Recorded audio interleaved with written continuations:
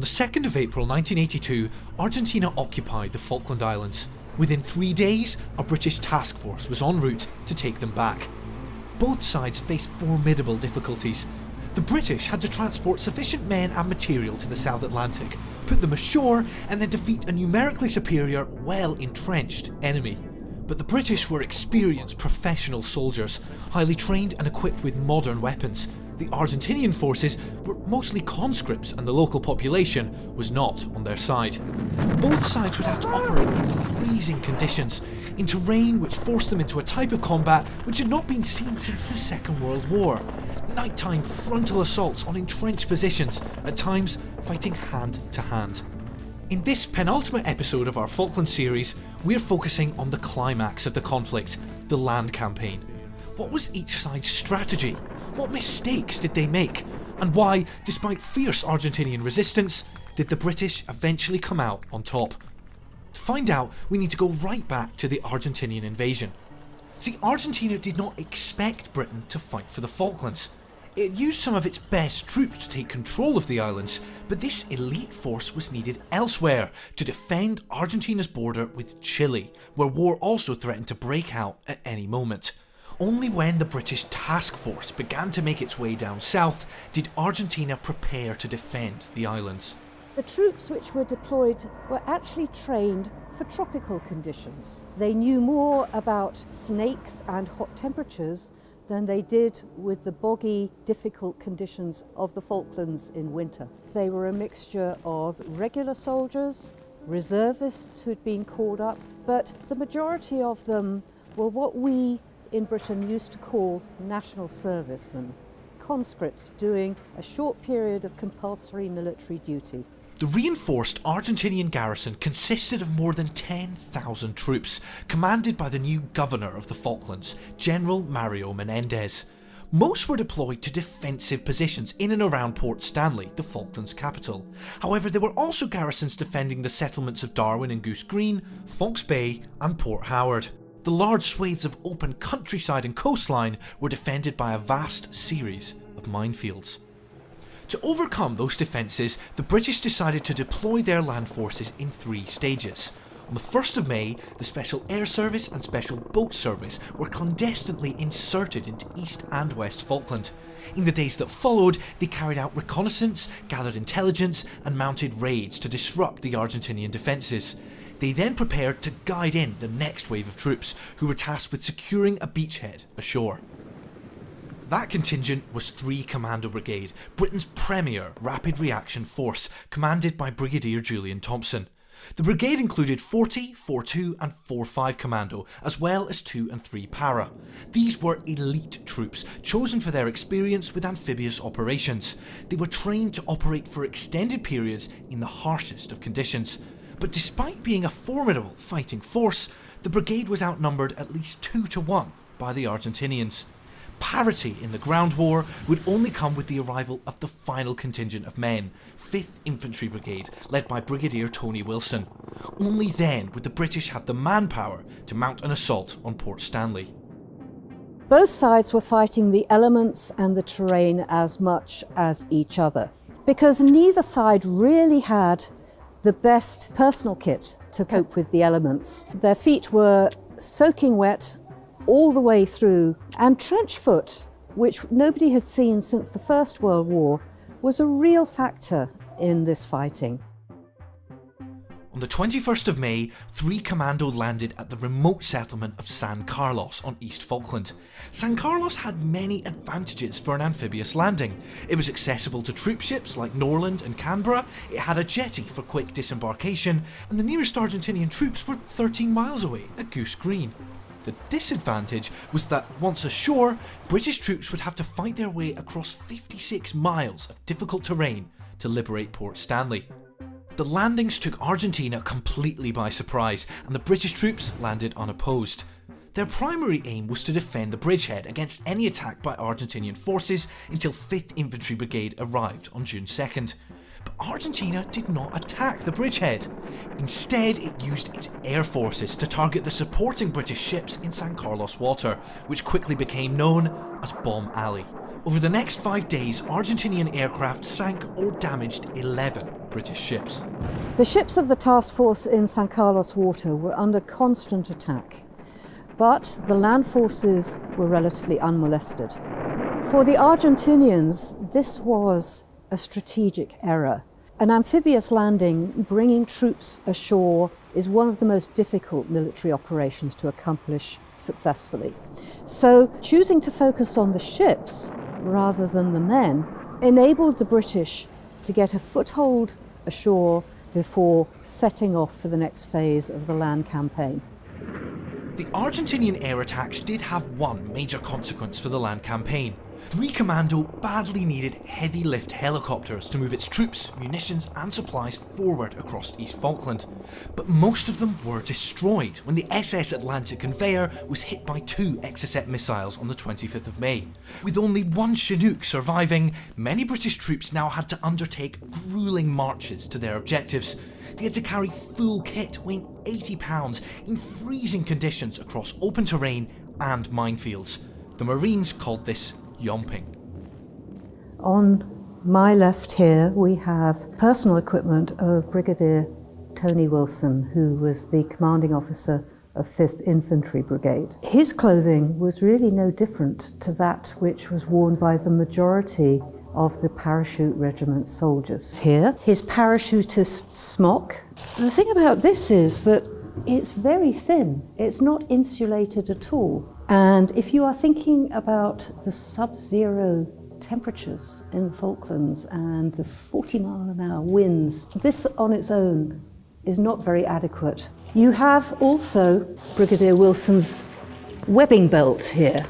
The soldiers, they had to carry their entire life around their waists and on their backs, and the weight would drive them down. Finally, we have Brigadier Wilson's red beret, something of which every para was inordinately proud. 2 para and 3 para each excel themselves in different areas, and the veterans that are still with us today carry those memories with them. 40 Commando was left to defend San Carlos, while 3 Para and 4-5 Commando would march to Mount Estancia and Mount Kent respectively, ready for the assault on Stanley. Meanwhile, 4-2 Commando were to be helicoptered to Mount Kent, which the SAS had already secured in a series of fierce patrol battles with Argentinian Special Forces. But while most of 3 Commando Brigade moved on towards Stanley, 2 Para set off in a completely different direction, towards the settlements of Darwin and Goose Green.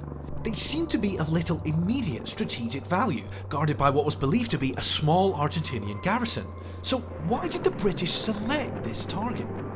When the British landed at St Carlos, the ships of the task force were getting pummeled. Downing Street were getting very worried about how this was being perceived by the public at home. Pressure began to be exerted on Brigadier Julian Thompson for some decisive action and victory. And so, although Julian Thompson initially had no intention of attacking Goose Green, he was ordered to do so. British intelligence had suggested that Darwin and Goose Green were lightly defended, but in fact they were garrisoned by Task Force Mercedes, a group of more than 1,000 Argentinian troops. Because of the airstrip at Goose Green, known to the Argentinians as Military Airbase Condor, they were well armed as well, with anti-aircraft guns and howitzers. Finally, the isthmus itself had very little cover, all of which led 2 Para Commander Lieutenant Colonel Herbert H. Jones to plan a surprise night attack. Supported by covering fire from HMS Arrow, he aimed to liberate the settlements by sunrise, but unfortunately things went wrong from the start. News of the impending assault was announced by the BBC shortly before the attack, and the element of surprise was lost. Nevertheless, in the early hours of the 28th of May, the attack began. Things started well, but as day broke, the Paras were still heavily engaged with the Argentinian defences, which stretched across the whole isthmus from Darwin Hill to Boca House. A and B companies came under heavy machine gun fire and were pinned down amongst the gorse in the gully in front of the hill. With HMS Arrow's gun malfunctioning and bad weather grounding their air support, the Paras were on their own. In all areas, the attack got bogged down. Colonel H. Jones decided to lead from the front. This was a very controversial decision, and it's still much debated today. Did he do the right thing as the commander of the unit? Whatever you think about it, he showed immense courage in leading a charge uphill. He continued alone and unfortunately was shot twice and fatally wounded. Major Chris Keeble now took command of 2 Para, but based with the main HQ in the rear, it took him 2 hours to reorganise and resume the attack. As A Company slowly cleared the Argentinian positions on Darwin Hill, he moved his attention to the right flank. He instructed B Company to engage Boga House with Milan rockets and GPMG fire, while D Company slipped down onto the beach unnoticed and flanked the defenders. This caused the Argentinians to finally collapse. Having regained the initiative, C Company joined from reserve and pushed the attack through the airfield. By now, the weather had cleared and for the first time, British Harriers were able to play a part in the battle. They attacked the anti-aircraft guns at the end of Goose Green Settlement with cluster bombs and rockets. After 14 hours of continuous fighting, the Argentinian forces at Goose Green Settlement were now surrounded. But both sides were thoroughly exhausted and low on ammunition. That night, Major Keeble called on the Argentinians to surrender, letting them know that they were surrounded. If they refused, he was prepared to flatten the settlement.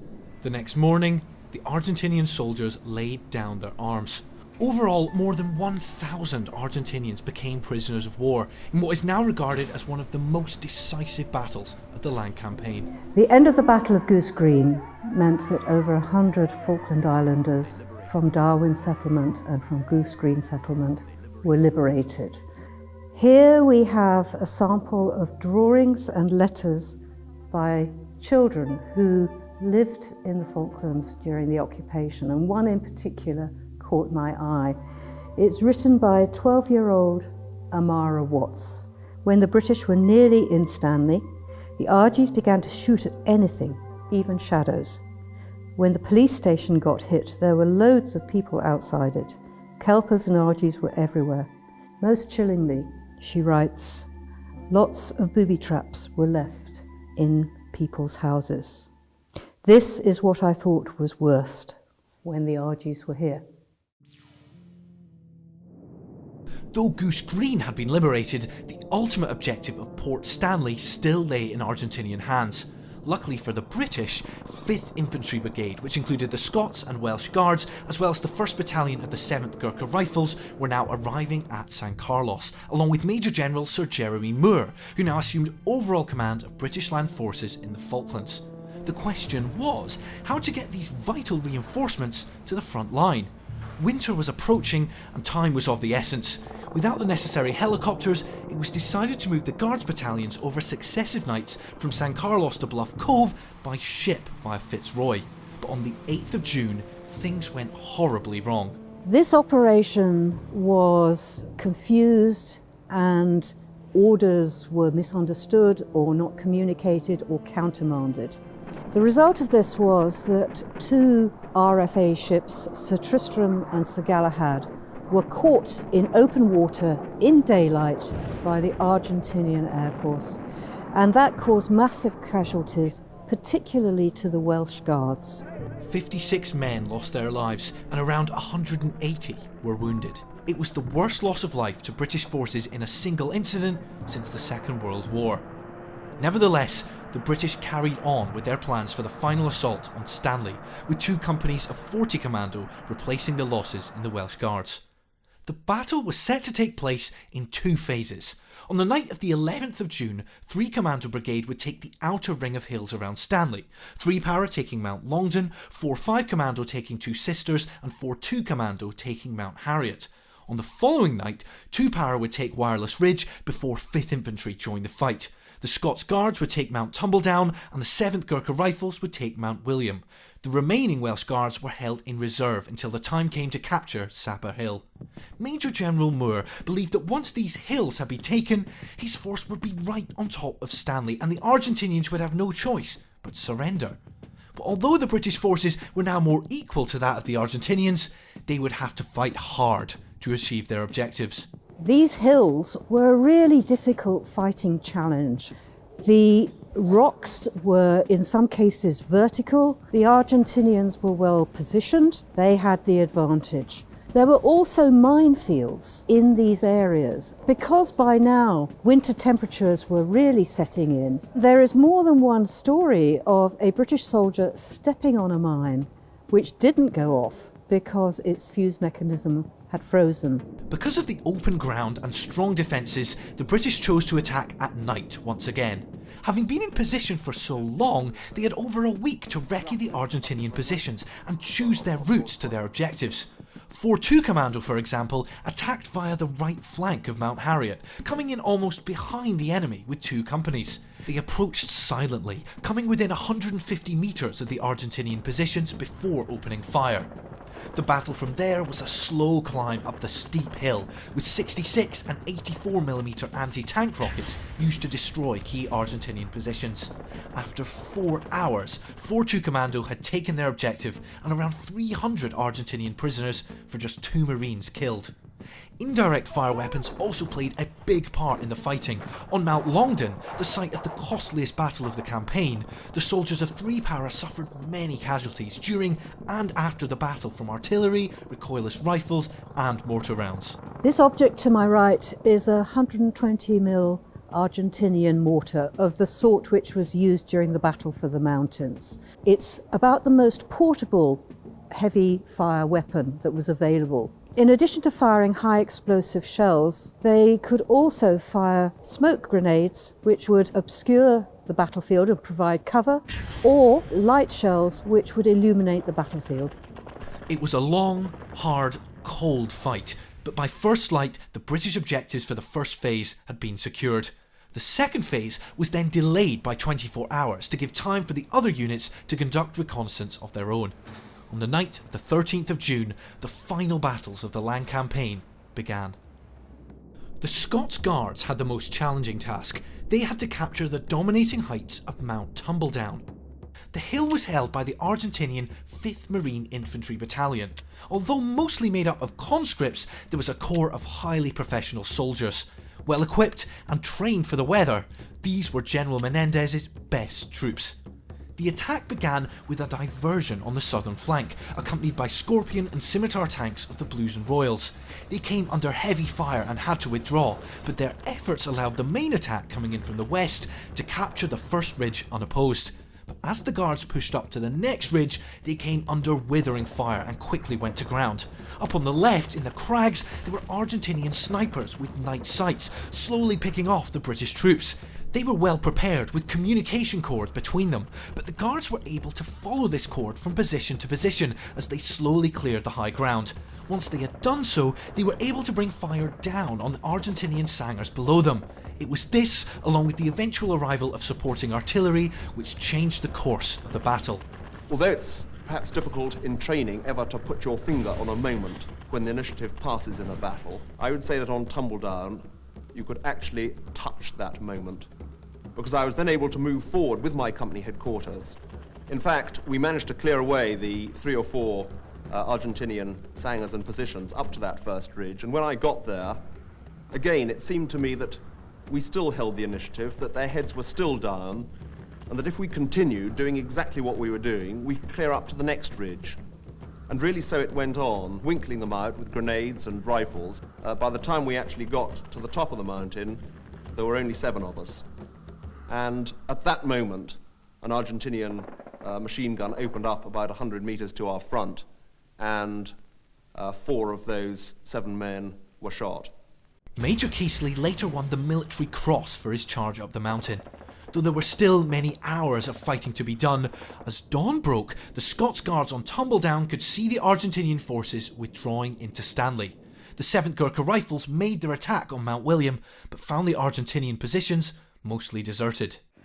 On the Argentinian side, there was a sense of failing morale. They were encouraged in Port Stanley to continue the fight, to fight from house to house, from street to street. But they were tired, they were hungry, they were cold. Many of them were injured. The morale was sagging. It was in this situation that General Menendez was contacted by Michael Rose of the Special Forces with an invitation to discuss surrender terms.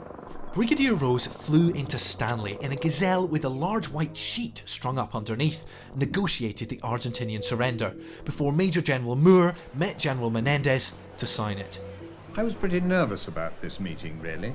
After all, I'd never taken a surrender before, and it wasn't one of the subjects that had come up while I was at Staff College. I told him that we'd greatly admired the way many of the Argentinians had behaved, and presented the document, which he looked at, and said that he didn't like the word unconditional before surrendered. He felt that this was belittling to him and his troops, and therefore, since it didn't seem to me to make a great deal of difference to the facts of the case, was quite happy to cross it out. Then, after a bit of discussion, we had a cup of tea and departed on our various ways. The surrender was finally signed at 9 PM on the 14th of June 1982, and with it, the battle for the Falkland Islands was over. For the British, it was the fighting skills of their soldiers which had ultimately made the difference. Unlike the largely conscript army they had faced, the British forces were elite, professional soldiers. Whether outnumbered at Goose Green or fighting uphill in the pitch black on Tumbledown, they maintained the initiative and kept moving forward. The fighting had been hard and at times bloody, but after 74 days, Stanley was back in British hands. Nearly 1,000 people, Argentinian, British and Falkland Islanders, had lost their lives in the fighting. But this was by no means the end of the story. Find out how the Falklands conflict changed the world in the final episode of our series.